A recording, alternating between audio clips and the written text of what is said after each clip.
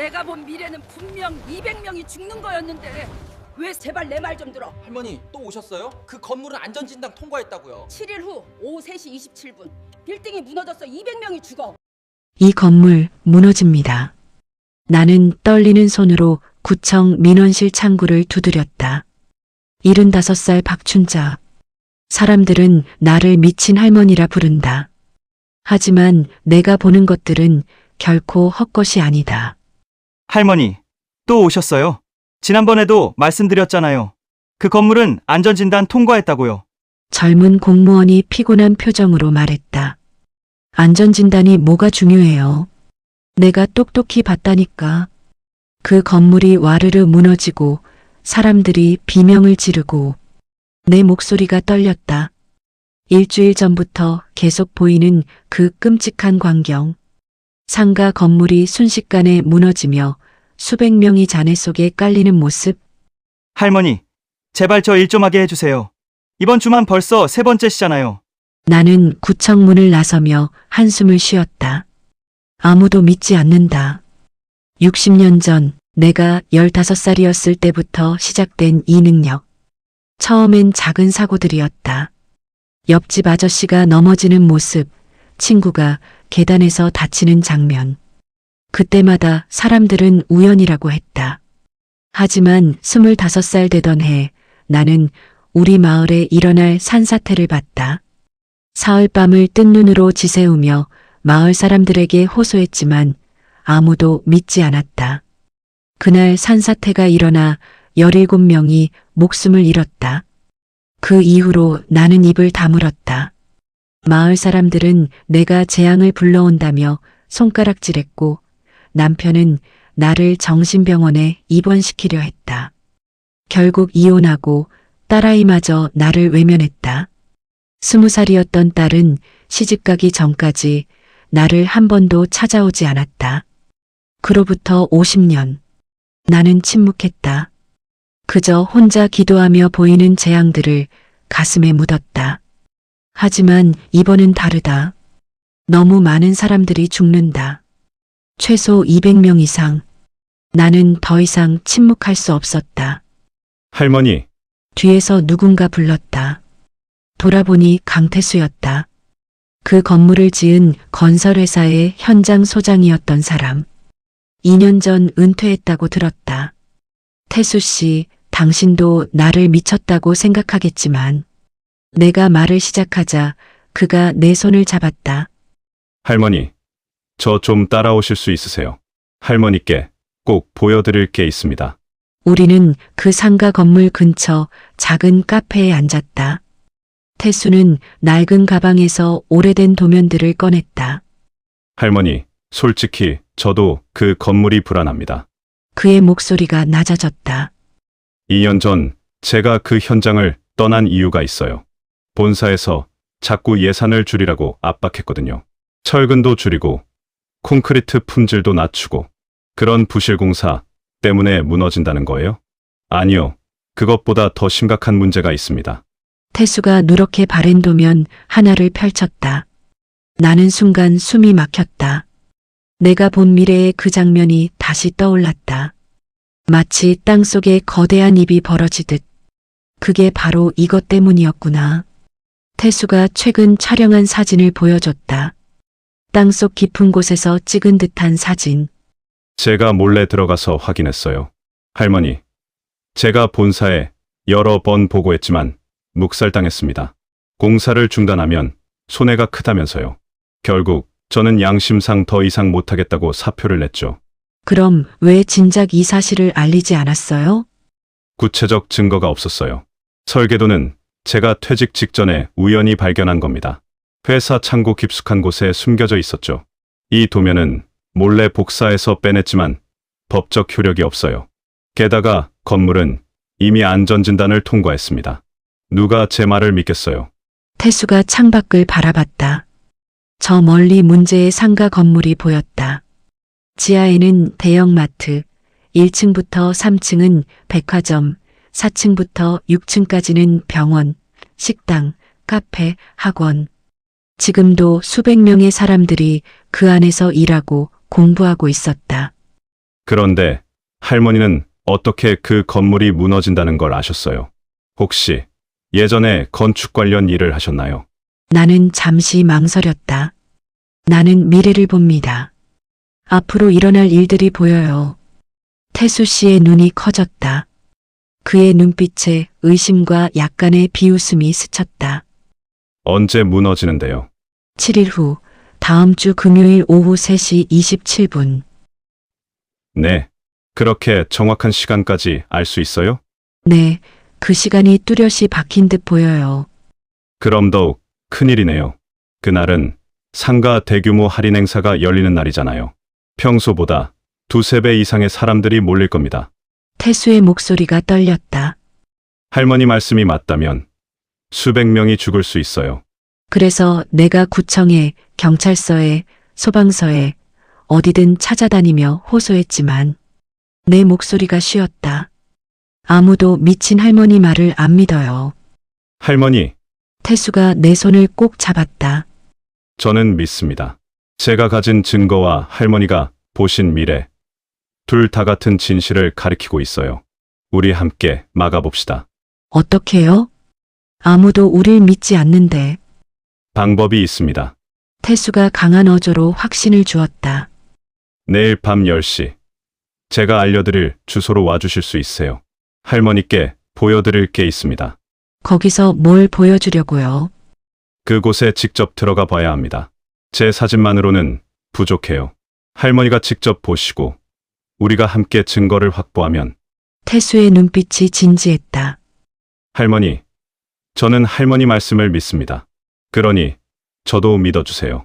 카페를 나오며 나는 그가 준 주소를 다시 들여다봤다. 공업지대 쪽이었다. 집으로 돌아오는 길, 신성 상가빌딩 앞을 지났다. 학원 수업이 끝났는지 학생들이 우르르 쏟아져 나왔다. 엄마 손을 잡고 마트에서 나오는 어린아이. 6층 창문에서 커피를 마시는 직장인들. 7일 안에 막아야 한다. 어떻게든 반드시. 그날 밤 나는 수첩을 펼쳤다. 60년간 본 미래들. 막지 못한 사고들. 후회의 기록들. 하지만 이번만은 다르다. 강태수라는 동료가 생겼다. 시계를 보니 밤 11시. 정확히 6일 23시간 27분 후 신성 상가빌딩은 역사에서 사라질 것이다. 그리고 그 건물 안의 사람들도. 다음 날 밤 9시 50분. 나는 태수 씨가 알려준 주소를 찾아 공업지대 골목을 헤매고 있었다. 낡은 창고들 사이로 가로등 불빛만 희미했다. 여기가 맞나? 20번지. 녹슨 철문 위에 희미하게 번호가 보였다. 문을 두드리자 안에서 불빛이 켜지며 태수 씨가 나타났다. 어서 오세요, 할머니. 창고 안은 각종 서류와 도면들로 가득했다. 벽에는 신성 상가빌딩 사진들이 여러 장 붙어 있었다. 여긴 뭐 하는 곳이에요? 제 개인 작업실입니다. 2년 전 현장을 떠난 후로 이곳에서 진실을 찾고 있었어요. 태수가 먼지 쌓인 상자를 하나 꺼냈다. 할머니, 오늘 제가 보여드릴 것은 절대 밖으로 나가서는 안 됩니다. 이걸 알고 있는 사람은 저와 한 사람뿐이에요. 무슨 내용인데 그래요? 태수 씨가 상자에서 낡은 사진들을 꺼냈다. 흑백 사진. 1953년 촬영된 것으로 보였다. 사진 속에는 미군 장교들과 한국군 병사들이 거대한 지하 공간 앞에 서 있었다. 콘크리트로 지어진 두꺼운 벽과 철문. 이게 바로 그 방공호입니다. 태수가 또 다른 사진을 보여줬다. 방공호 내부. 천장 높이가 5m는 좋게 되어 보이는 거대한 공간. 군사 장비들이 가득했다. 전쟁이 끝난 후 이 방공호는 봉인됐어야 했습니다. 하지만 급하게 휴전이 되면서 제대로 처리되지 않았어요. 그냥 위에 얇은 콘크리트 판을 깔고 흙을 덮었죠. 그럼 지금도 그 밑에 이 공간이? 네. 70년 동안 그대로 있습니다. 문제는 세월이 지나면서 천장이 약해졌다는 겁니다. 태수가 최근 찍은 사진을 보여줬다. 제가 3개월 전에 몰래 들어가 봤어요. 천장 곳곳에 균열이 가 있었습니다. 게다가 그 위에 6층짜리 건물까지. 그럼 정말로 무너지겠네요. 네. 그리고 무너질 때는 건물만 무너지는 게 아닙니다. 지하 방공호까지 함께 꺼지면서 거대한 싱크홀이 생길 겁니다. 반경 50m 안에 모든 게 땅속으로 빨려 들어갈 거예요. 나는 소름이 돋았다. 내가 본 미래가 바로 이것이었다. 할머니, 내일 우리가 할 일은 이겁니다. 태수가 지도를 펼쳤다. 건물 후면 주차장 구석에 옛날 환기구가 있어요. 거기서 지하로 들어갈 수 있습니다. 그곳에서 방공호를 직접 촬영하고 균열 상태를 확인해서 명백한 증거를 확보하는 겁니다. 하지만 그건 불법 아닌가요? 네, 불법입니다. 하지만 다른 방법이 없어요. 나는 태수 씨의 눈을 바라봤다. 그의 눈에서 결연한 의지가 보였다. 좋아요. 어차피 나는 이미 미친 할머니니까. 더 잃을 게 뭐 있겠어요. 다음 날 새벽 4시, 나는 신성상가 건물 뒤쪽 주차장에 도착했다. 오셨군요, 할머니. 어둠 속에서 태수 씨의 실루엣이 보였다. 그는 큰 배낭을 메고 있었다. 준비물 다 챙겨왔어요. 랜턴, 곡괭이, 철근 절단기. 정말 들어갈 수 있을까요? 한번 해봅시다. 태수가 랜턴으로 낮은 블록담 구석을 비췄다. 쓰레기통과 폐자재 더미 사이로 녹슨 철판이 보였다. 저깁니다. 옛날 환기구예요.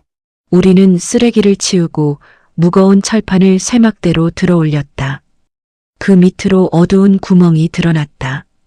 조심해서 내려가세요. 태수가 먼저 사다리를 타고 내려갔다. 나도 떨리는 손으로 따라 내려갔다. 지하 3미터쯤 내려가자 좁은 통로가 나왔다. 랜턴 불빛에 비친 것은 1950년대에 만들어진 콘크리트 벽이었다. 이쪽입니다. 태수가 앞장섰다. 통로를 따라 20미터쯤 가자 철문이 나왔다. 반쯤 녹슬어 열려 있었다. 문을 들어서는 순간 나는 숨을 멈췄다. 거대한 공간. 천장은 5미터 높이에 넓이는 축구장만 했다. 사진으로 본 그대로였다. 저기 보세요. 태수가 랜턴으로 천장을 비췄다. 천장 곳곳에 거대한 균열이 가 있었다. 어떤 균열은 폭이 10cm가 넘었다. 그 틈 사이로 위층의 흙과 콘크리트 파편이 떨어지고 있었다. 이건 내 목소리가 떨렸다. 곧 무너질 겁니다. 빠르면 며칠 안에. 태수가 카메라를 꺼내 촬영하기 시작했다. 이 증거가 있으면 사람들이 믿을 겁니다. 그때 위에서 소리가 들렸다. 누구요? 경비원 목소리였다. 우리는 얼어붙었다. 빨리 나가야 해요. 태수가 속삭였다. 우리는 서둘러 통로를 빠져나와 사다리를 올라갔다. 하지만 위에서 랜턴 불빛이 우리 쪽을 향해 오고 있었다. 거기 누구야? 경비원이 소리쳤다. 우리는 재빨리 낮은 담벼락 밑으로 몸을 숨겼다. 그때 멀리서 주차장 쪽으로 차량이 한 대 들어오자 경비원은 그쪽으로 시선을 옮기고는 다행히 우리 가슴은 구석까지 오지 않고 그냥 돌아갔다. 태수가 안도의 한숨을 쉬었다. 증거는 확보했어요. 이제 이걸 어떻게 알리느냐가 문제네요. 그날 오후 집 앞에 경찰관 2명이 찾아왔다. 혹시 오늘 새벽에 신성상가 주차장에 계셨나요? 네. 그건 신고가 들어왔습니다. 할머니와 또 다른 남자분이 주차장 CCTV에 찍혔습니다. 건물 관리실에서 신고했어요. 2분 지금 건축물 침입 혐의로. 잠깐만요. 내가 소리쳤다. 우리가 그곳에 간 이유가 있어요. 5일 후 그 건물이 무너진다고요. 지하에 6.25대 만든 방공호가 있는데 천장이 거의 무너질 지경이에요. 할머니, 진정하시고 일단 경찰서로 가시죠. 우리는 조사실에 앉혀졌다. 30분 후 신성건설 법무팀 직원이 도착했다. 40대 남자, 날카로운 눈빛이었다. 강태수 씨, 오랜만이네요. 그가 비웃듯 말했다. 2년 전 퇴사하고 나서도 우리 건물에 미련이 남으셨나 보죠. 김 변호사. 태수의 얼굴이 굳었다. 불법 침입의 업무방해, 허위사실 유포. 강 씨, 이번엔 각오하셔야 할 겁니다. 우리 회사 이미지에 얼마나 큰 타격인지 아세요. 타격은 무슨. 5일 후 건물이 무너지는데 내가 소리쳤다. 할머니도 공범이시군요. 좋습니다. 둘 다 고소하겠습니다. 김 변호사가 서류를 꺼냈다. 지금 합의하시면 선처해드리죠.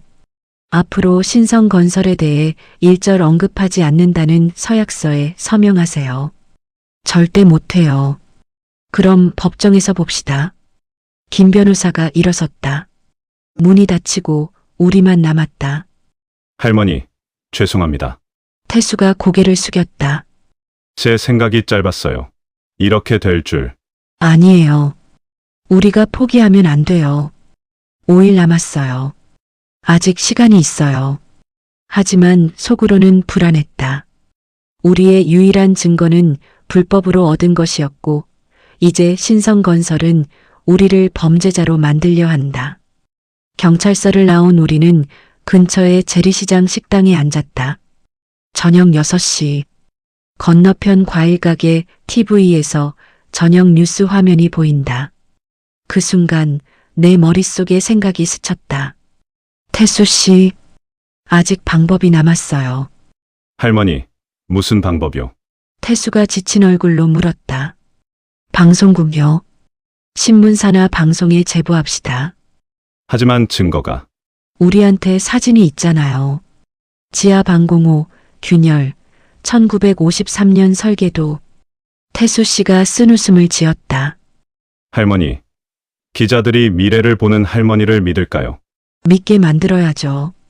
나는 가방에서 낡은 수첩을 꺼냈다. 60년간의 기록.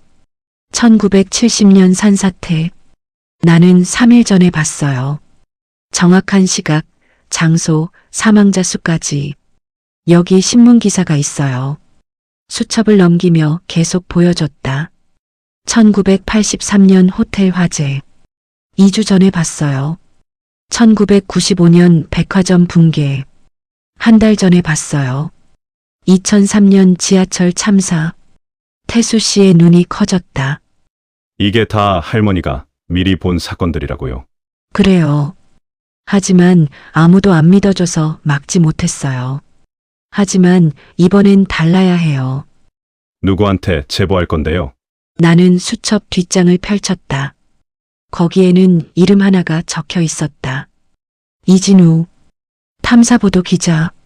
15년 전 건설 비리를 파헤치다가 회사에서 쫓겨난 사람이에요. 어떻게 그 사람을 아세요? 그때 내가 제보했거든요. 한 건설 현장에서 사고가 날 거라고. 그 사람이 유일하게 내 말을 믿고 취재했어요. 덕분에 부실 공사가 밝혀지고 사고를 막았죠. 그럼 그 기자가 이번에도. 모르죠. 15년이나 지났으니까. 하지만 시도는 해봐야죠. 나는 오래된 명함을 꺼냈다. 빛바랜 명함. 거기 적힌 전화번호로 전화를 걸었다. 여보세요. 중년 남자 목소리가 들렸다. 이진우 기자님이신가요? 네, 그런데 누구시죠? 기자님, 15년 전 기억하세요. 부실공사 취재하실 때 제보했던 할머니. 잠시 침묵이 흘렀다. 박춘자 할머니. 기억하시는군요. 어떻게 그 오랜 번호를 갖고 계세요? 그리고 무슨 일이신지. 기자님 만나 뵙고 싶어요. 큰 사건이에요. 5일 후 200명이 죽습니다. 전화 너머로 한숨소리가 들렸다. 할머니, 저 이제 기자 아닙니다. 15년 전 그 사건 터트린 후로 건설업계에서 저를 매장시켰어요. 지금은 작은 인터넷 신문사에서 편집일이나 하고 있죠. 그래도 기자님이 필요해요. 당신만이 날 믿어줄 수 있어요. 할머니, 진우 씨의 목소리가 흔들렸다. 15년 전 일로 제 인생 망가졌습니다. 아내도 떠나고 아이들도 못 봐요. 다시는 그런 일 안 합니다. 5일 후 금요일 오후 3시 27분. 신성 상가빌딩이 무너져요. 최소 200명이 죽습니다. 기자님이 아니면 막을 사람이 없어요. 제발이요. 긴 침묵 후 진우 씨가 말했다. 내일 1시에 청계천호가 그 카페에서 봅시다. 할머니 기억하시죠? 기억해요. 감사합니다. 전화를 끄는 나는 태수 씨를 봤다. 내일 만날 수 있대요. 하지만 할머니, 인터넷 신문사라면 영향력이 없는 것보단 나아요. 일단 시작해 봅시다. 다음 날 오후 1시 우리는 약속 장소로 향했다. 청계천 옆 작은 카페. 구석 자리에 40대 후반 남자가 앉아 있었다. 수척한 얼굴, 피곤해 보이는 눈빛. 이진우였다. 할머니 오랜만입니다. 그가 일어서며 악수를 청했다. 고마워요, 와줘서. 우리는 자리에 앉았다. 진우 씨가 노트북을 꺼냈다. 일단 들어보죠. 어떤 사건인가요? 태수 씨가 도면들과 사진들을 보여주며 설명했다. 지하 방공호, 균열, 1953년 설계도. 진우 씨는 말없이 듣더니 몇 가지를 물었다. 강태수 씨, 신성건설 전 직원이시죠? 네, 왜 퇴사하셨어요? 양심상 더 이상 못하겠어서요. 퇴사 후 신성건설과 법적 분쟁은 없었나요? 퇴직금 문제로 다툰 적 있습니다. 진우 씨의 표정이 굳었다. 그럼 신성건설 측에서는 강 씨를 앙심을 품은 전 직원으로 몰 겁니다. 증언의 신빙성이 떨어지죠. 하지만 이렇게 명백한 자료들이 있는데 불법으로 얻은 증거는 법적 효력이 없는 거 아시잖아요.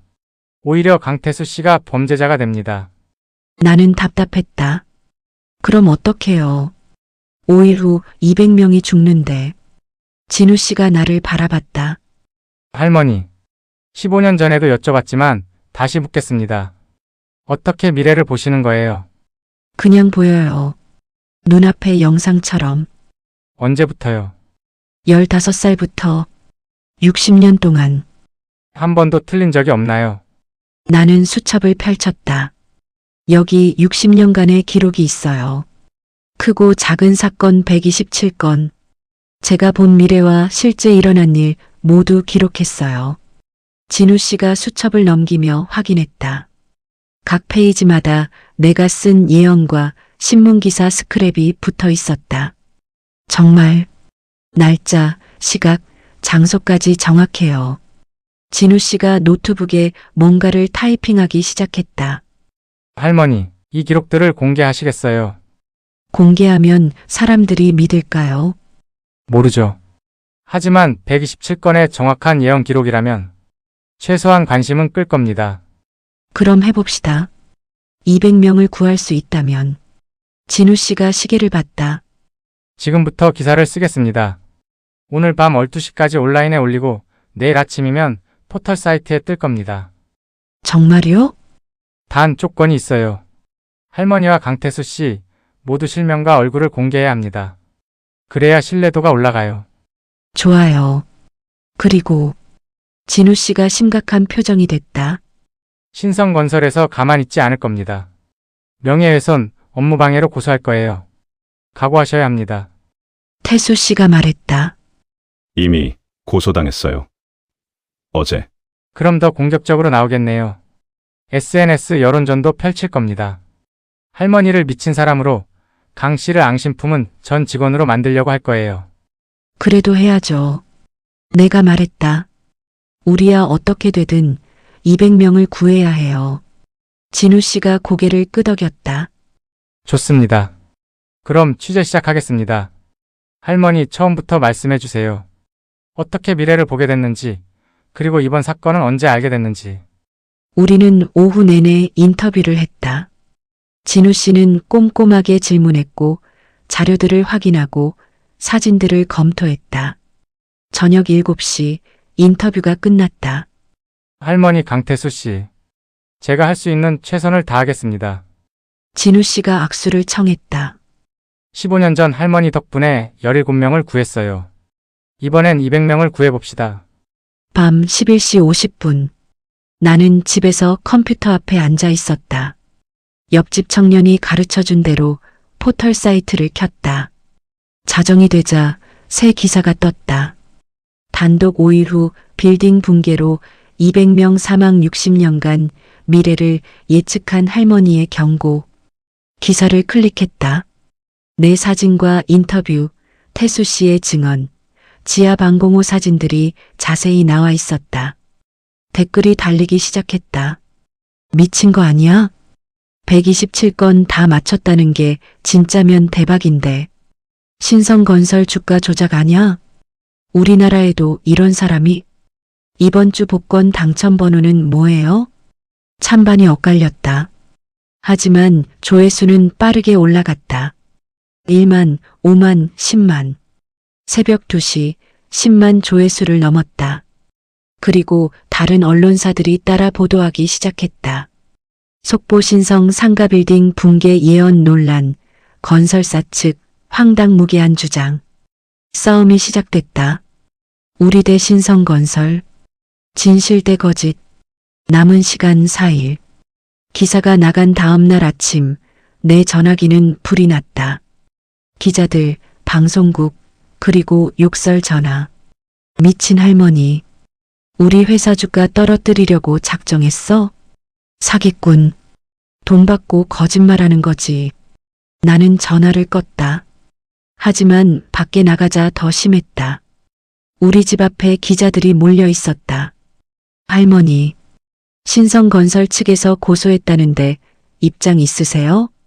정말 미래가 보이나요? 증명할 수 있어요? 옆집 사는데요.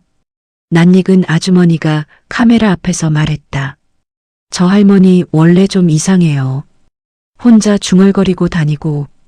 나는 현관문을 잠그고 기자들을 피해 집 안으로 들어가서 태수에게 전화했다. 태수 씨 괜찮아요. 할머니, 태수 목소리가 떨렸다. 제 딸이 학교에서 놀림 받는데요. 내 아빠는 사기꾼이라고. 아내도 힘들어하고 있어요. 미안해요. 아니에요. 제가 선택한 길이에요. 포기 안 합니다. 고마워요. 우리 계속 싸워야 해요. 오후 2시 신성건설이 기자회견을 열었다. TV를 켰다. 대표이사가 단상에 섰다. 60대 남자, 위압적인 분위기였다. 신성 상가빌딩은 2년 전 안전진단을 통과한 안전한 건물입니다. 일부 불순 세력이 우리 회사의 이미지를 음해하려는 악의적 의도입니다. 화면이 바뀌며 내 사진이 크게 떴다. 이 박춘자 씨는 정신과 치료 이력이 있는 사람입니다. 거짓말이었다. 나는 정신과에 간 적 없다. 하지만 화면에는 정신분열증 진단서라는 서류가 떴다. 조작된 것이 분명했다. 그리고 강태수 씨는 퇴직금 분쟁으로 우리 회사를 고소했다가 패소한 사람입니다. 앙심을 품고 나는 TV를 껐다. 분했지만 예상했던 일이었다. 전화가 울렸다. 진우 기자였다. 할머니 봤어요? 네. 할머니, 정신과 진단서는 가짜예요. 제가 확인했어요. 신성건설이 조작한 겁니다. 어떻게 증명해요? 할머니가 직접 정신과에서 검사 받으세요. 그 결과를 공개하시면 됩니다. 그럼 그렇게 할게요.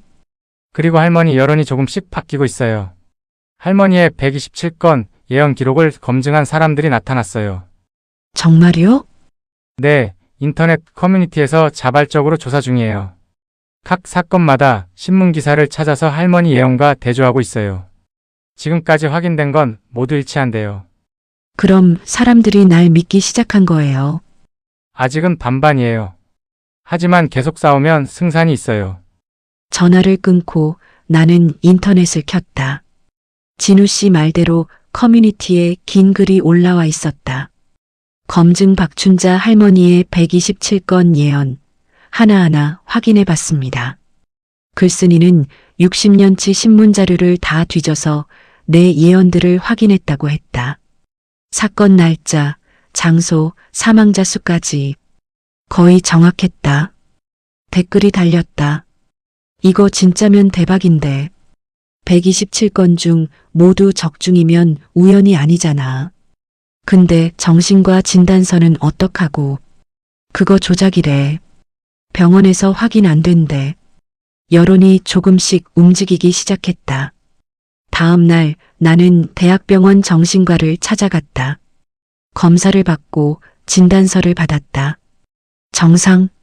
신성건설이 유포한 진단서는 가짜였다. 진우 기자가 이 사실을 기사화했다.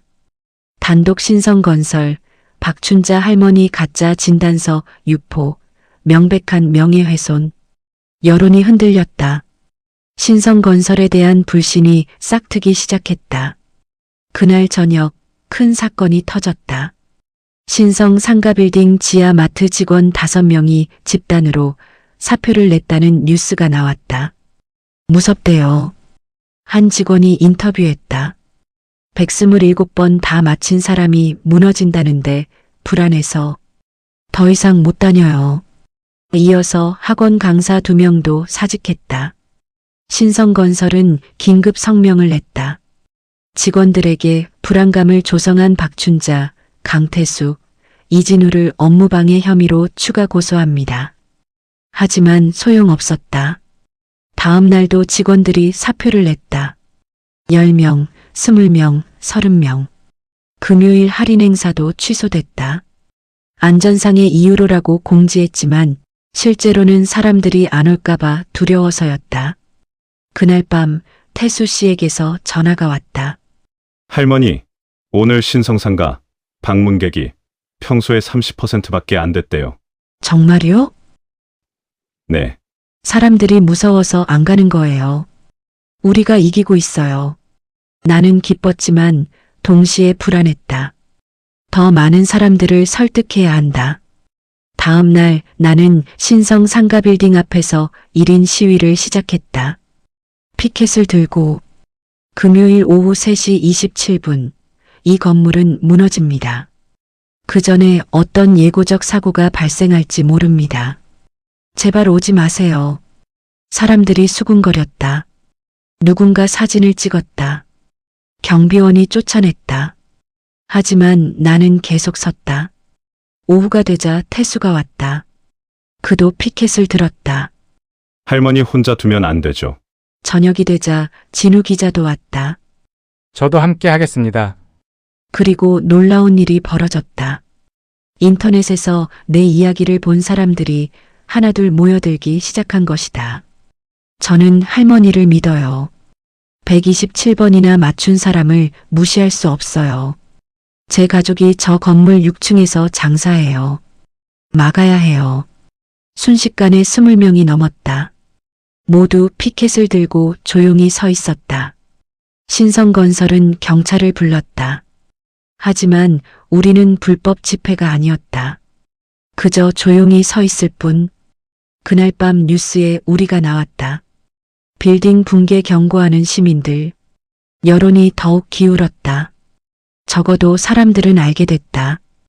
금요일 오후 3시 27분 신성 상가빌딩의 운명.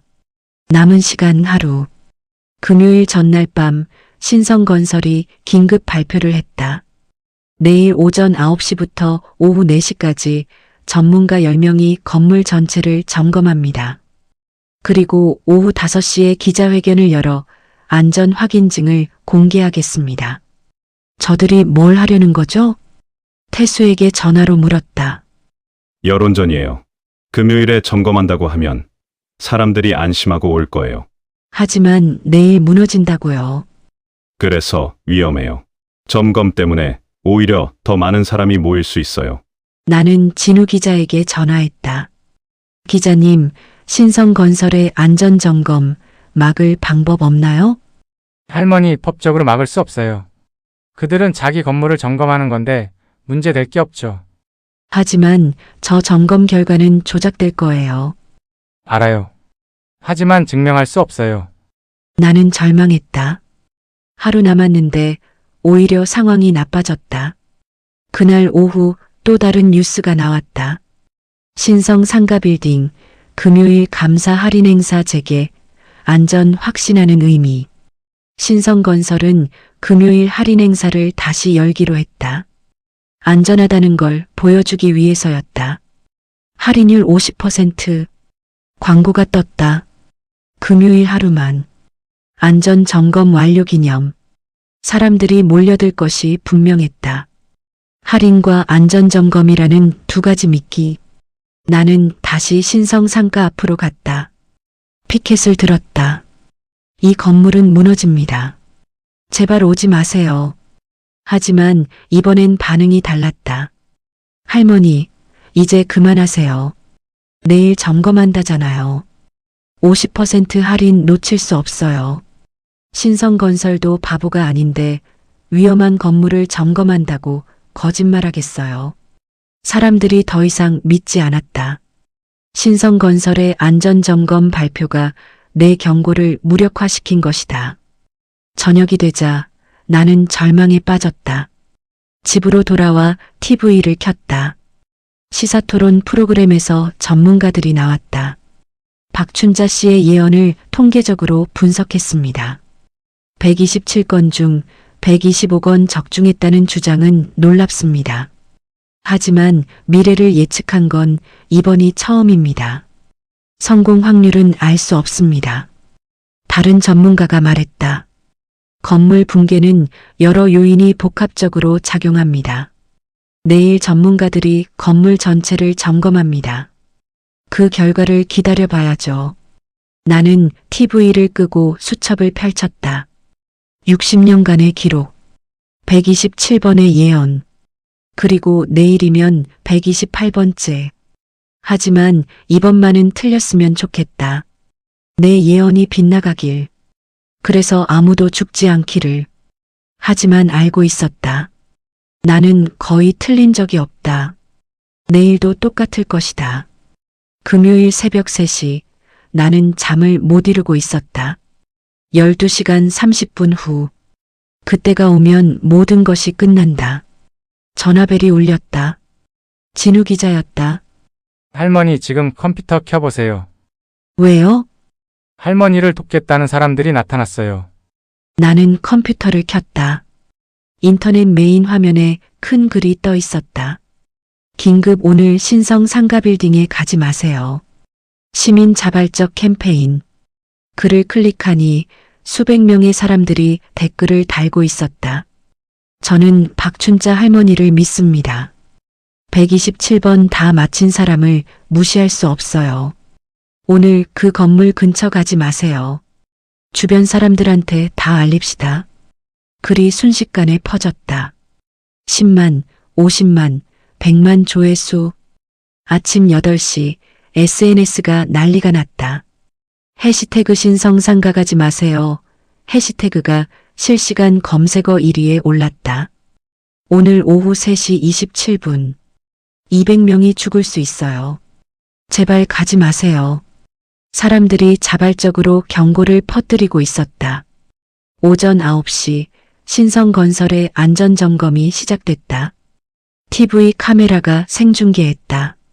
전문가들이 건물 곳곳을 점검했다. 벽, 기둥, 바닥. 카메라 앞에서 문제 없습니다라고 말했다. 하지만 이상한 점이 있었다. 점검이 너무 빨랐다. 6층짜리 건물을 2시간 만에. 게다가 지하는 아예 안 갔다. 저건 쇼예요. 태수 씨가 전화로 말했다. 진짜 점검이 아니라 그냥 보여주기식이에요. 오전 11시 점검이 끝났다. 신성건설 대표가 발표했다. 완벽합니다. 어떤 문제도 발견되지 않았습니다. 오후 행사는 예정대로 진행합니다. 하지만 사람들은 오지 않았다. SNS의 위력이었다. 점심시간이 됐는데도 건물은 한산했다. 평소에 20%도 안 돼요. 태수 씨가 흥분해서 말했다. 할머니, 우리가 해냈어요. 하지만 나는 불안했다. 오후 1시 나는 다시 신성상가 앞으로 갔다. 이번엔 혼자가 아니었다. 어제 함께 시위했던 20명이 다시 모였다. 아니, 100명이 넘었다. 할머니. 한 젊은이가 다가왔다. 저희도 돕겠어요. 고마워요. 우리는 건물 입구에 줄지어 섰다. 피켓을 들고 오후 3시 27분 이 건물은 무너집니다. 지금이라도 나가세요. 제발. 건물 안에 있던 사람들이 하나둘 나오기 시작했다. 지하마트 손님들, 백화점 직원들, 학원 학생들. 무서워요. 그냥 나갈래요. 오후 2시 건물은 거의 비었다. 남은 사람은 10명 남짓. 할머니, 거의 다 나왔어요. 태수가 소리쳤다. 하지만 그때 신성건설 직원들이 몰려왔다. 경비원 20명.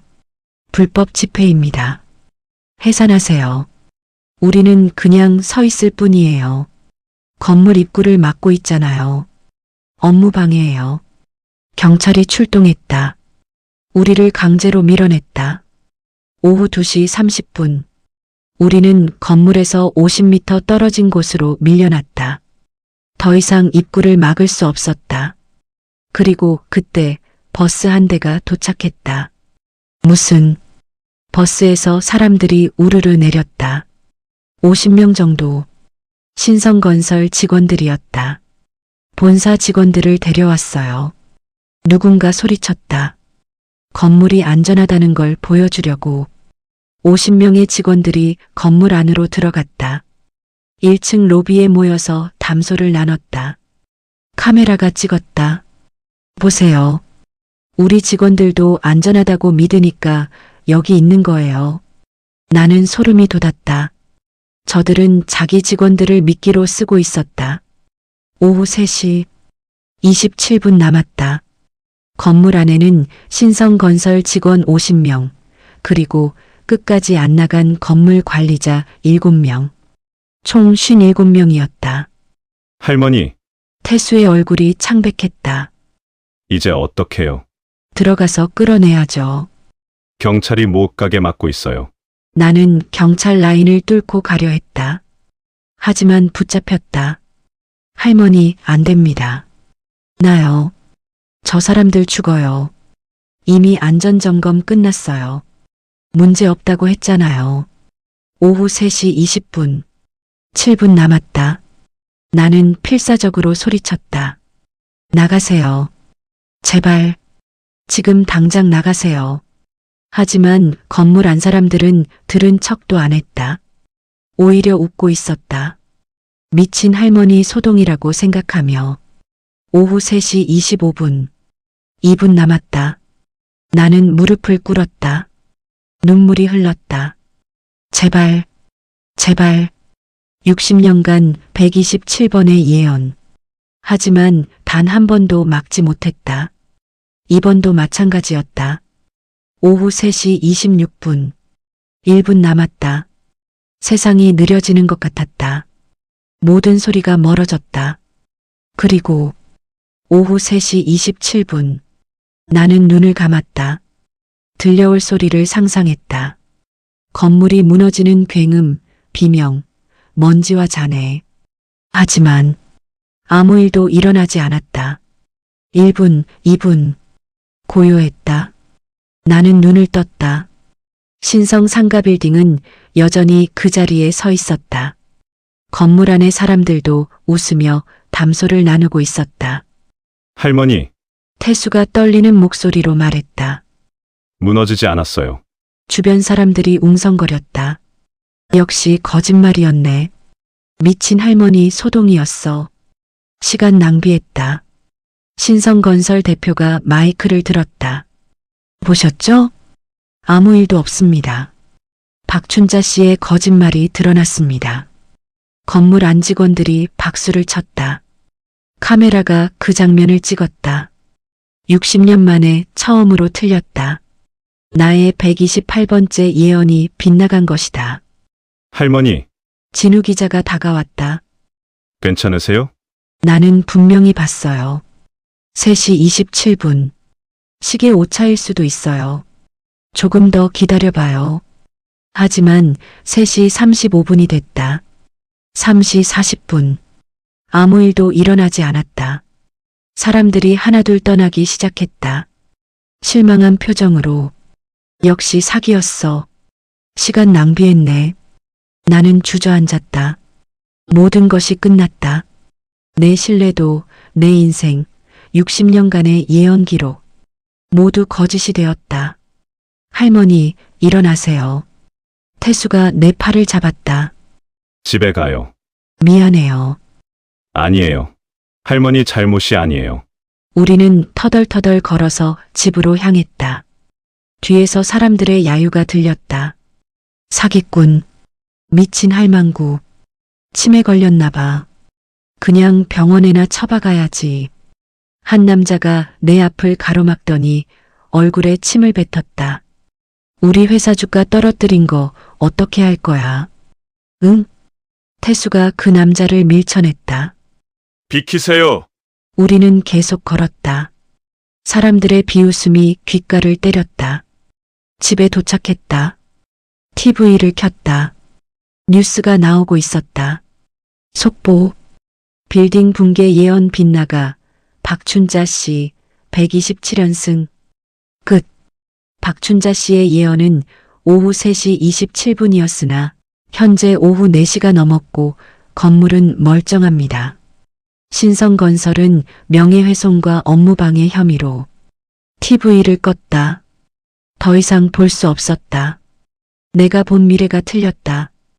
60년 만에 처음으로 나는 수첩을 펼쳤다. 128번째 페이지를 찢으려고 했다. 그때 쿵 멀리서 둔탁한 소리가 들렸다. 뭐지? 창문을 열었다. 저 멀리 신성 상가빌딩 쪽에서 먼지가 피어오르고 있었다. 우리는 다시 TV를 켰다. 긴급 속보 신성 상가빌딩 주차장 붕괴, 사상자 발생. 화면에 난리가 난 현장이 보였다. 건물 자체는 멀쩡했다. 하지만 건물 뒤편 주차장 바닥이 거대하게 꺼져 있었다. 오후 4시 13분 신성 상가빌딩 후면 주차장 B3구역이 붕괴했습니다. 현재까지 확인된 사상자는 내 심장이 뛰었다. 바로 우리가 그날 새벽에 들어갔던 환기구가 있는 곳. 현재 건물 안에 남아있던 50여 명을 긴급 대피시키고 있습니다. 주차장 붕괴로 건물 기초가 약해진 상태입니다. 카메라가 붕괴된 주차장을 비췄다. 지름 20m의 거대한 구멍, 그리고 그 아래로 어두운 공간이 보였다. 지하에 거대한 공간이 발견됐습니다. 전문가들은 이것이 6.25 전쟁 당시 만들어진 비밀 방공호로 추정된다고. 화면이 바뀌며 지하 방공호 내부가 비쳤다. 5m 높이의 천장, 군사 장비들의 흔적, 그리고 거대한 균열들. 1953년 미군 고문단 주도로 만들어진 것으로 보이는 이 지하 요새는 전쟁 후 제대로 메워지지 않고 방치됐던 것으로 확인됐습니다. 70년 동안 이 위에 건물들이 지어지면서 천장에 균열이 생겼고 결국 오늘 나는 숨을 참았다. 붕괴는 일어났다. 하지만 내가 본 미래와 조금 달랐다. 시각도 다르고 방식도 달랐다. 왜? 태수가 말했다. 할머니, 정말로 무너졌어요. 네. 하지만 이상해요. 제가 본 건 건물 전체가 무너지는 거였는데. 할머니, 혹시 미래가 바뀐 건 아닐까요? 뭐라고요? 우리가 싸웠잖아요. 사람들을 대피시켰잖아요. 그래서 건물 안 사람이 57명으로 줄었고, 무게가 줄어들어서 건물은 안 무너지고 주차장만 무너진 거 아닐까요? 나는 깨달았다. 내가 본 미래는 200명이 건물 안에 있을 때였다. 하지만 우리의 경고로 대부분이 대피했고 57명만 남았다. 건물에 가해지는 하중이 줄어든 것이다. 그럼 우리가 미래를 바꾼 거예요? 네. 할머니가 본 미래는 아무것도 하지 않았을 때의 미래였어요. 하지만 우리가 싸웠기 때문에 바뀐 거예요. TV 화면이 바뀌었다.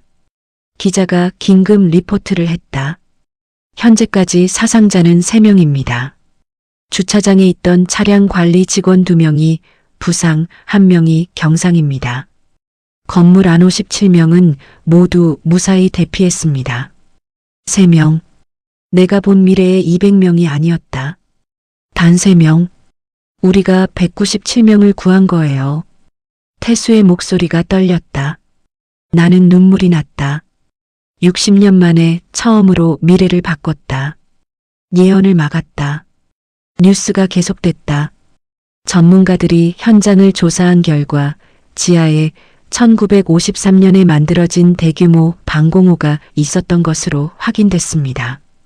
이 방공호는 미군 고문단 주도로 군사지휘소로 쓰일 예정이었으나 휴전 후 제대로 메워지지 않았고 모든 기록이 삭제되어 공식 지도에도 없었습니다. 이 방공호 천장이 70년 동안 약해지면서 오늘 결국 붕괴한 것으로 보입니다.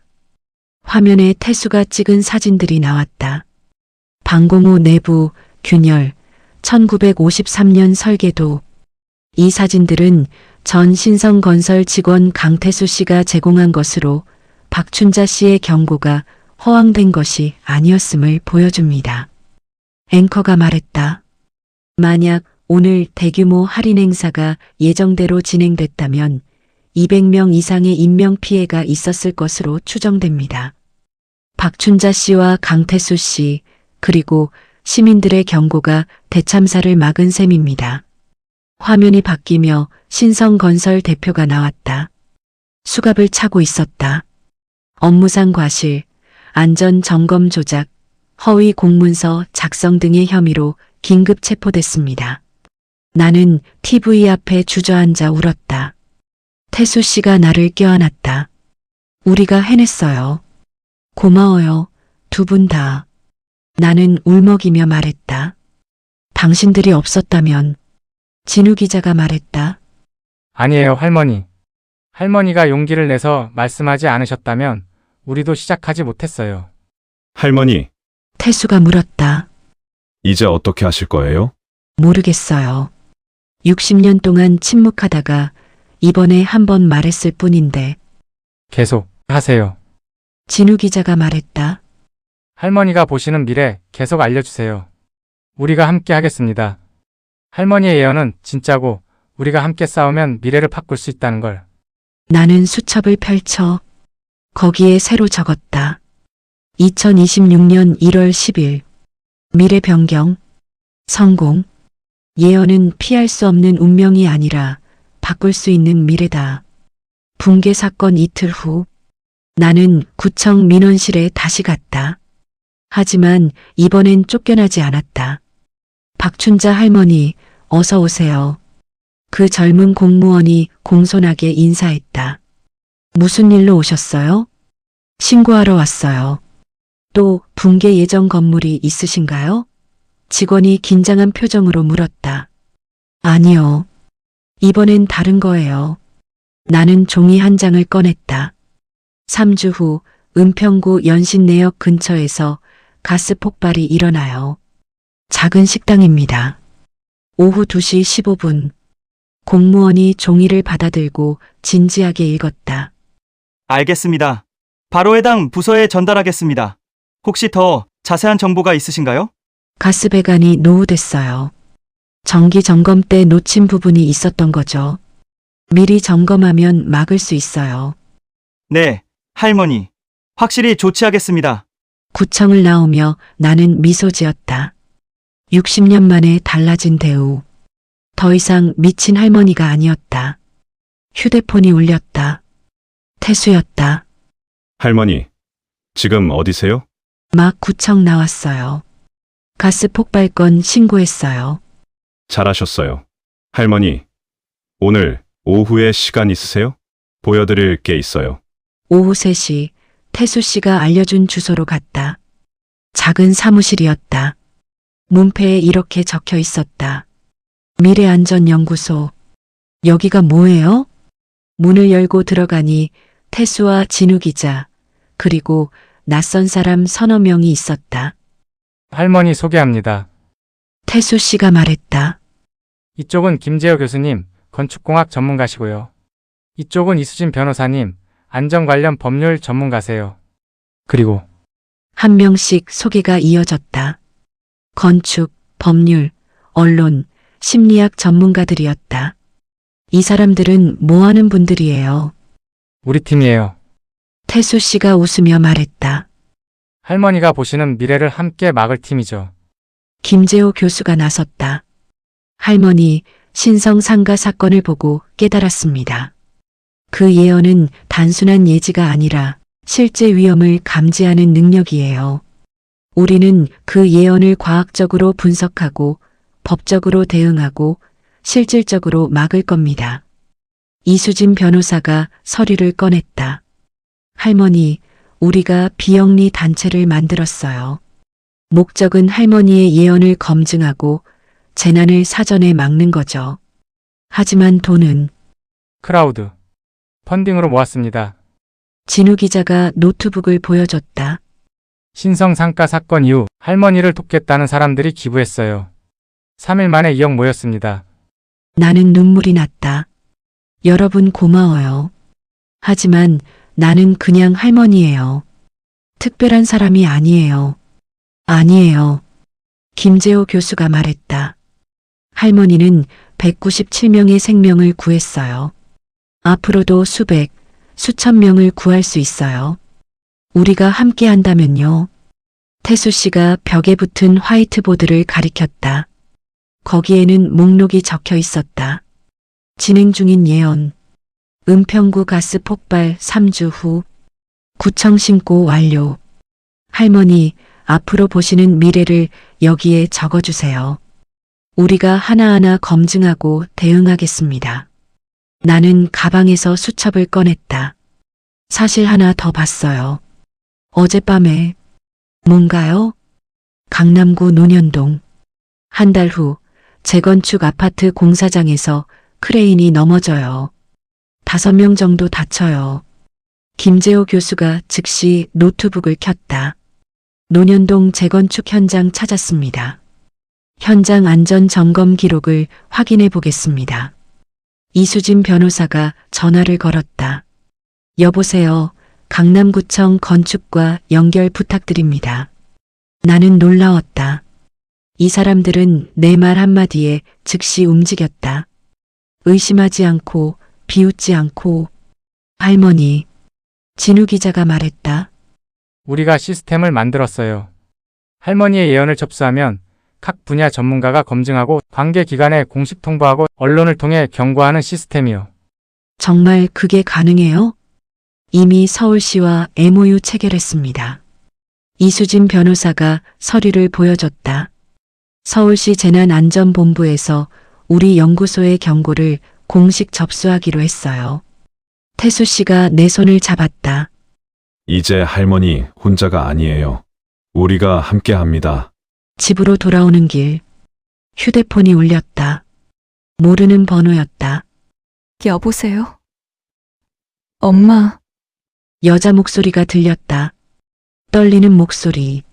나는 숨이 멎었다. 민지야. 엄마 뉴스 봤어요. 200명을 구했다는. 민지야. 죄송해요, 엄마. 30년 동안 엄마를 미친 사람 취급하고 찾아뵙지도 않고. 딸의 목소리가 울먹였다. 엄마가 진짜였어요. 엄마가 본 것들이 다 진짜였는데 저는. 괜찮아, 민지야.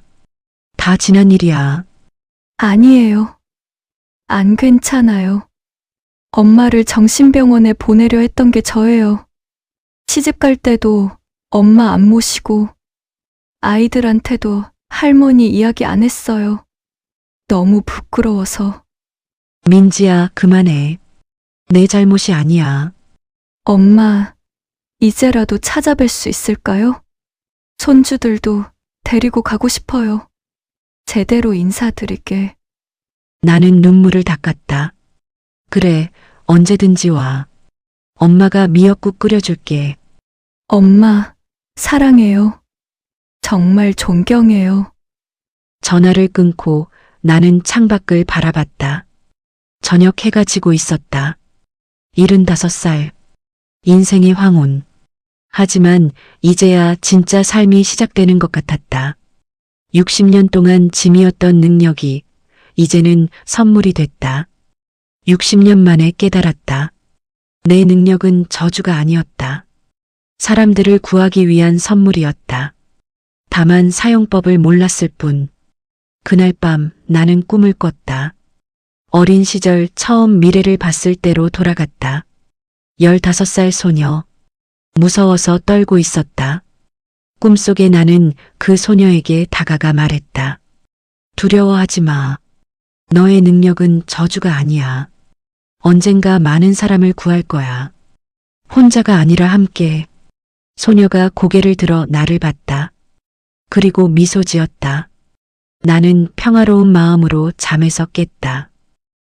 지금까지 이야기를 들어주셔서 감사합니다. 그리고 구독과 좋아요는 다음 이야기 제작에 큰 힘이 됩니다. 행복하세요.